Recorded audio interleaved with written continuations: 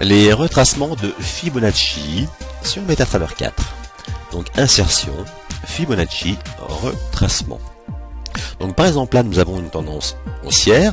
Donc si on se disait par exemple la tendance haussière est terminée et puis maintenant ça va descendre, eh bien il faudrait tracer ces retracements de façon que les lignes principales arrivent en bas. D'accord, pour qu'on puisse se fixer des objectifs. Donc pour que les retracements principaux arrivent en bas, eh bien nous allons nous aider de cette tendance pour tracer Fibonacci de bas en haut comme ceci. Et ensuite, eh bien nous avons les principaux retracements qui apparaissent, donc les 100, les 161.8 et les 261.8. On va prendre par exemple cette grande tendance. Donc là nous avons une tendance baissière. On pensait que la tendance baissière allait se terminer et ensuite qu'elle allait avoir une tendance haussière. Donc nous voulons que les principaux retracements soient tracés en haut. Donc nous allons prendre cette tendance là et on va tracer Fibonacci de haut en bas comme ceci. Et ensuite eh bien nous voyons que les 161.8 et les 261.8 se tracent à la hausse. Alors une astuce pour savoir que généralement les 161.8 sont souvent atteints. Donc il faut regarder comment les chandeliers passent les 100. Si on passe avec force ou pas. Par exemple en 4 heures ou souvent en 1 heure. Donc on voit si le chandelier par exemple eh bien clôture au-dessus, si on passe avec force, on a une belle chandelle en fait qui passe les 100. Et ensuite eh bien on attend le pullback. Et on reprend position à la hausse à la sortie du pullback et on va chercher l'autre retracement de Fibonacci. Si on vient passer avec force mais qu'on revient clôturer en dessous des 100, eh bien on a une grande probabilité que les prix retournent en direction des 61.8. Ensuite, eh bien nous avons les intervalles. Donc les intervalles, eh bien ce sont des lignes verticales. On va les mettre par exemple en verte, qui ont un intervalle, un écart type de 161.8.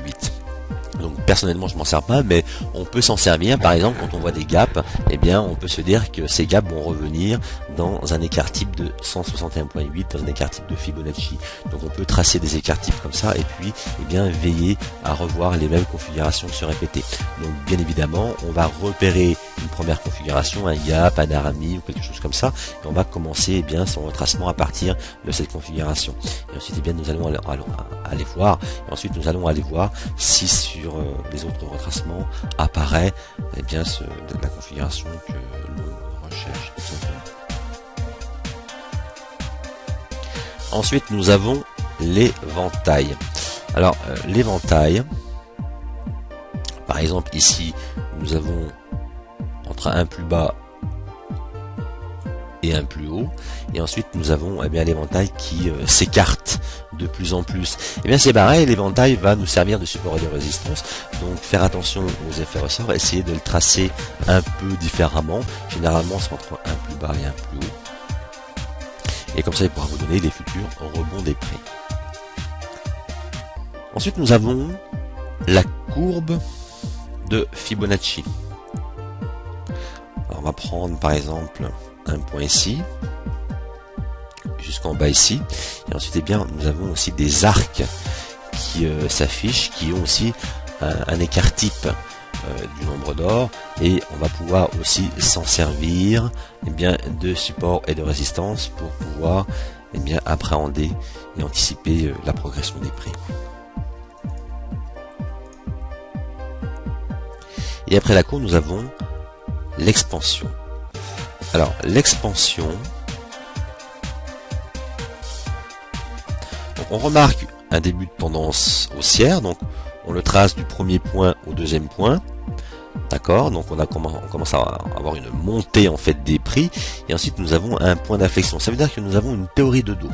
Il faut bien remarquer les théories de dos, et ensuite on repart à la hausse. Donc tout simplement cette troisième ligne, donc on va sélectionner en fait toute cette ligne là, et cette troisième ligne eh bien on va l'amener jusqu'en bas du point d'inflexion, tout simplement. Donc on a déjà notre montée, notre descente bien sûr qui est plus courte, et ensuite on reprend la montée. Donc on est en théorie de dos haussière. Et on va tracer en fait ces lignes sur ces 3 points là. Et ensuite eh bien nous avons 3 lignes qui apparaissent qui va nous donner les objectifs en fait de la tendance. Donc cet indicateur là de Fibonacci eh bien va nous servir à anticiper la continuité de tendance. Moi je vous conseille de l'utiliser car il est quand même assez fiable.